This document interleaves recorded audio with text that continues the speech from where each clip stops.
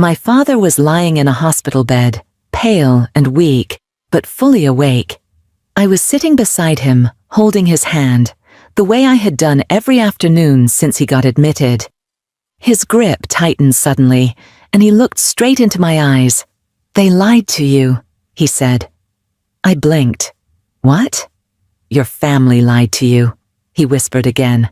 I thought maybe it was the medication or the pain or the stress talking, but then he reached into his coat, pulled out a folder, and handed it to me. "Don't open it here," he said, "and don't show your mother." I took the folder, still confused, and left the hospital with my heart racing. I didn't go home that night. I opened the file instead, and what I found inside changed everything I thought I knew about myself and my family. I've always been close to my dad, not in a dramatic, emotional kind of way, just close. We were the quiet pair. He taught me how to fix a flat tire, how to calm down when things got overwhelming, how to ask questions without fear. He was a steady, quiet presence in my life. My mom, on the other hand, was the talker, the planner, the one who made every decision, whether we agreed or not. Our family looked perfect on the outside. Clean house, polite conversations, family dinners. But it always felt like something was being kept just under the surface. When he got sick, everything changed. Suddenly, he was in a hospital room, more than he was at home. I visited him every day after work, brought him his favorite books, and made small talk to keep him distracted. My mom was there too, always hovering, always in control. My brother Liam visited when he could, but he stayed out of the heavy conversations. That's always been his way, stay quiet, don't get involved. So when Dad said those words, "Your family lied to you," I didn't know what to think. He was the last person I expected to hear that from. I waited for him to explain, to say more, but he didn't. He just closed his eyes like he was exhausted, and the grip on my hand loosened. Then he pulled the file from his coat, as if he had planned this moment for a long time. I didn't know what was inside. I didn't even know if I wanted to know, but I couldn't ignore it. Not after hearing the fear in his voice. So I left the hospital, got in my car, and started driving. Not toward home, but just away. I pulled over in a quiet parking lot and stared at the folder in my lap. It was thick, full of papers, sealed with a simple clasp. I opened it. The first thing I saw was a birth certificate. My name was there, but the parents listed weren't mine. I kept flipping through page after page, medical forms, handwritten notes, a court file, and finally an adoption certificate. My name again. A different last name. Different birth parents. A stamp at the bottom that confirmed what I was holding wasn't a mistake. My parents, Sharon and Thomas Granger, had adopted me, and I had never been told. I sat there in silence. I tried to remember every moment that might have hinted at this. Every odd look. Every awkward pause. Suddenly, they were everywhere. My mother's reaction whenever someone mentioned family history. My aunt's silence at certain family gatherings. My father's eyes when I once asked why I looked nothing like my brother. I wanted to scream, but nothing came out. Instead, I picked up my phone and stared at the screen. I didn't call anyone. Not my mother, not Liam, not even my dad. I just sat there alone, holding the truth in my hands. It was late. I could have gone home, but I didn't. I drove to a friend's place and crashed on their couch. I couldn't go back to a house full of secrets. Not after learning that the people who raised me had built my life on a lie. The next morning, I woke up early on my friend's couch with the folder still tucked under my arm. I hadn't slept much. Every time I closed my eyes, I saw that birth certificate with two names I didn't recognize. Every time I tried to breathe, it felt like I was borrowing someone else's life. My phone had 5 missed calls from my mom, 2 from Liam, and 1 text from my dad that simply said, "Be safe. We'll talk when you're ready." I wasn't ready, not even close. I knew I had to go back eventually, but I couldn't face my mom, Not until I had more answers. She was the kind of person who could turn any truth into a lesson, twist any mistake into someone else's fault. And Liam, he was probably just trying to keep the peace, like always. But I wasn't interested in peace anymore. I wanted the truth. I drove straight to the hospital. My dad was awake, sitting up, eating applesauce from a little plastic cup. He looked weaker than he had yesterday, but he still smiled when he saw me. "You opened it," he said. "I did," I replied. "Why didn't you tell me sooner?" He sighed and placed the cup on the table beside him. "I wanted to. I almost did 100 times. But your mother, she was afraid. She said you were too young. And then you weren't. And then it just became easier to say nothing at all." "So you just let me believe a lie?" I asked. "No," he said softly. "I never saw you as anything but my daughter. Not for 1 second. But you deserve to know where you came from." "Who are they?" I asked. "My birth parents. Do you know them?" He nodded slowly. "Just a name. Deborah Anson. That was the agreement. Closed adoption. We weren't supposed to contact her. She wasn't supposed to contact us. I let the name sit in my mind. Deborah Anson. It meant nothing and everything at the same time." My dad continued. "She was young. Struggling. Your mother had just found out she couldn't have children." It felt like the answer to both their prayers. But over time, Sharon wanted to erase that part. Pretend it never happened.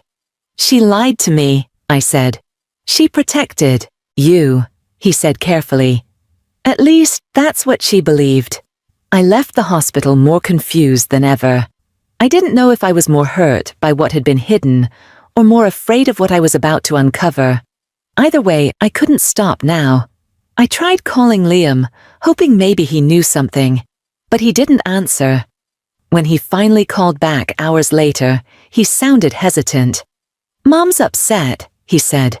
"I'm sure she is," I replied. "But I need to know." "Did you know?" "No," he said quickly. "I swear, Callie.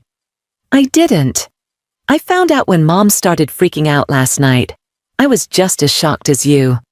I wanted to believe him, and maybe I did, but I still felt like I was alone in this. That evening, I drove to my Aunt Carla's house. If anyone in my family would be honest with me, it was her. She was quieter than the rest of them, never the type to meddle. But there was something about the way she looked at me growing up that now felt like understanding. When I sat down in her living room and laid the folder on her coffee table, she didn't act surprised. "I was wondering when this would come out," she said gently.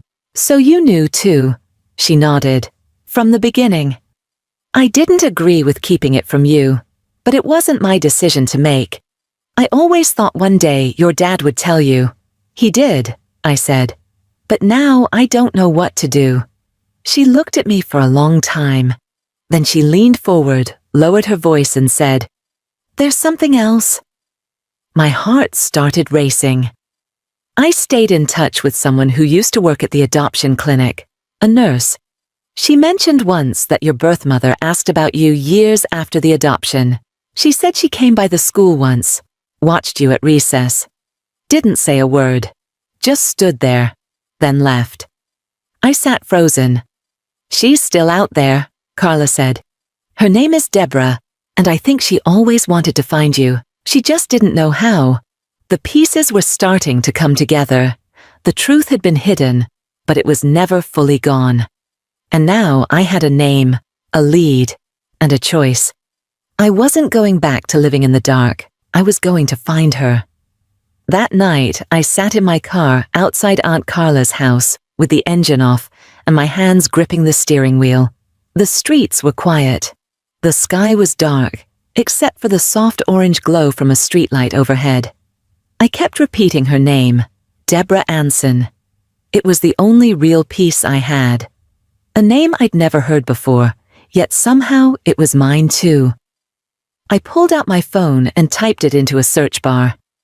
At first, nothing useful came up. Just a few dead ends, people with similar names, social media profiles that didn't match. But then I narrowed the location to within the state and added the word bookstore because I remembered what Aunt Carla had said about the old nurse mentioning she ran a shop in a small town. There, it was, Anson Books, a photo of a tiny storefront in a quiet town 2 hours away. No fancy website, just an address, a phone number, and a blurry picture of a wooden sign hanging above the door. I stared at it for a long time before saving the address to my phone. I didn't sleep much that night. My mind was spinning with questions. What would I say if I met her? What if she didn't want to see me? What if she didn't remember me? Or worse, pretended not to? By morning, I had made up my mind. I packed a small bag, texted my boss that I needed a personal day, and left a note for my dad at the hospital. I didn't tell my mom. I didn't have the energy to deal with her reaction. She'd try to control the situation, to stop me or guilt me into staying. But this wasn't about her anymore. The drive felt longer than it should have. My heart was pounding the entire way. I played the radio low, not really listening. I just needed the noise. I kept wondering if she would recognize me, if I'd recognize her. When I pulled up to the bookstore, it looked just like the photo, small, a little weathered, with a white bench outside and potted plants near the entrance. I sat in my car, staring at the front door. For a moment I thought about turning around, just going home, pretending I never found her. But then I remembered the way my dad's voice sounded when he told me the truth. The way Aunt Carla said she had once stood outside my school. She had already found me once. Maybe it was my turn to find her now. I walked in slowly. The bell above the door gave a soft chime.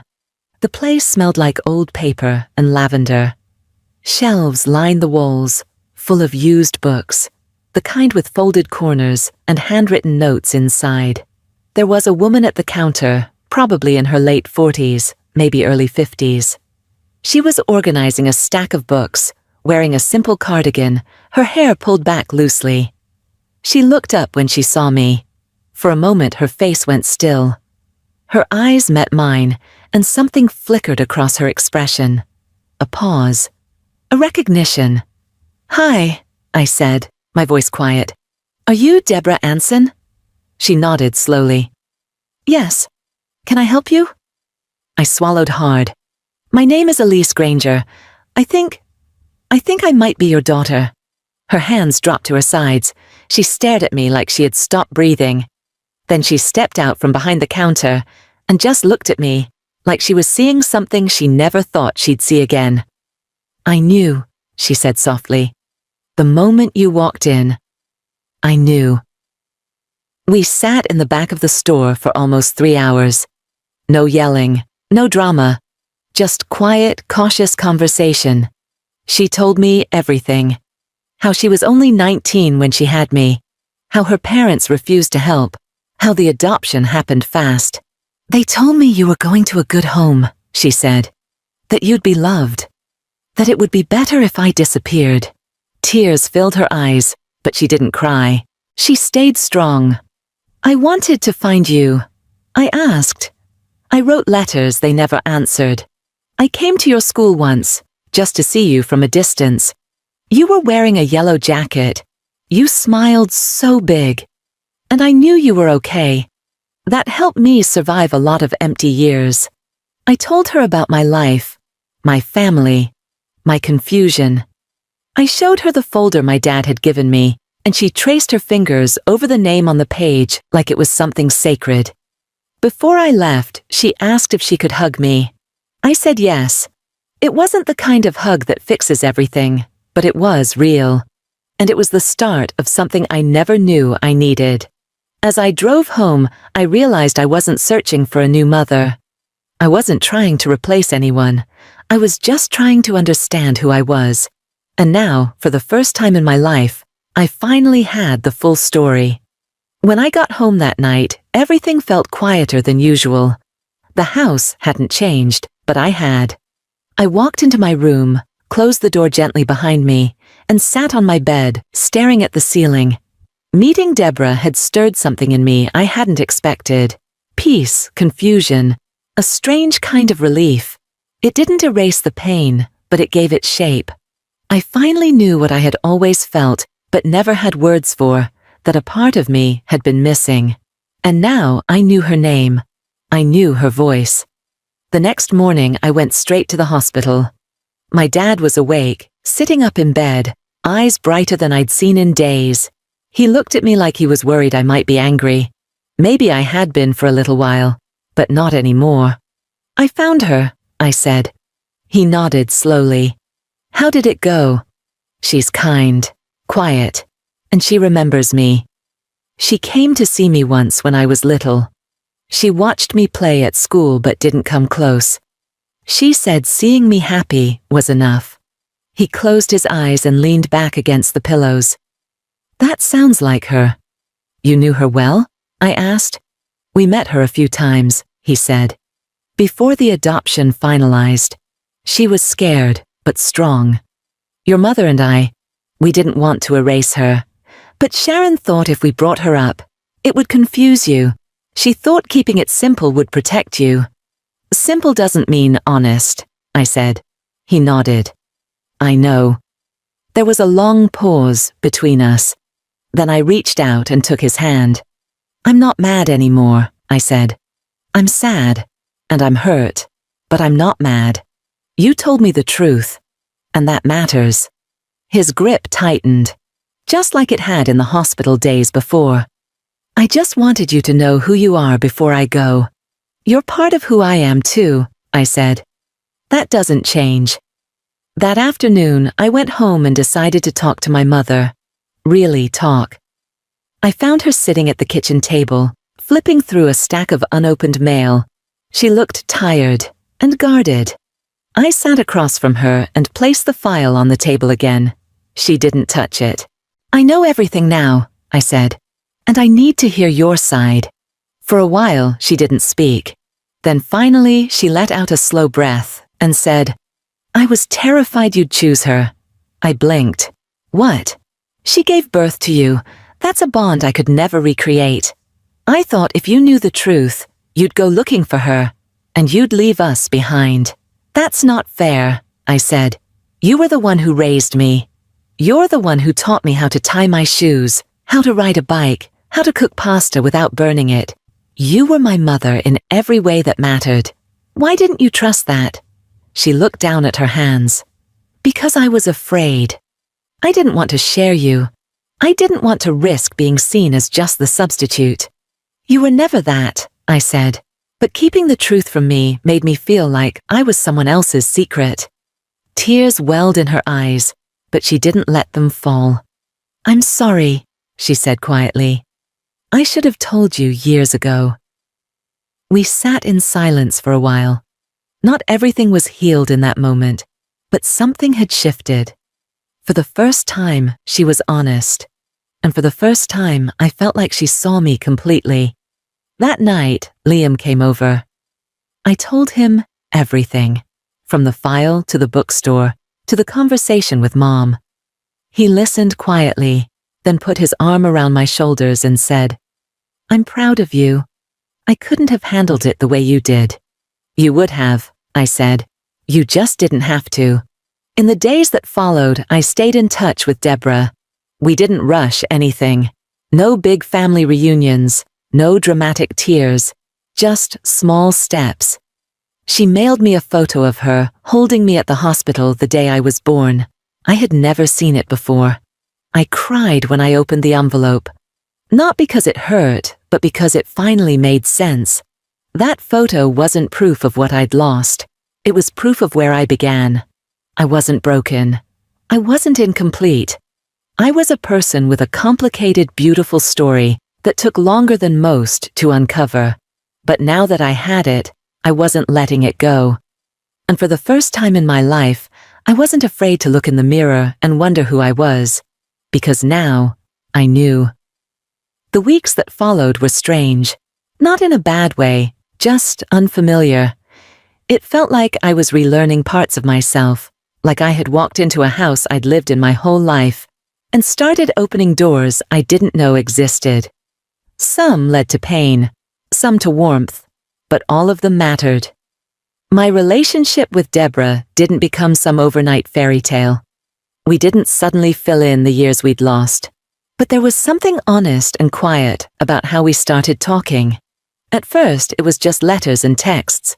She sent me stories about her life, things she liked as a kid, the job she had at the library when she was 20, a picture of a sunflower field she used to visit every summer. I sent her photos of my childhood, told her about the people who raised me, and tried to bridge the space between then and now. Every message made the distance feel smaller. Meanwhile, at home, things with my mother were careful but improving. We didn't pretend like nothing had happened.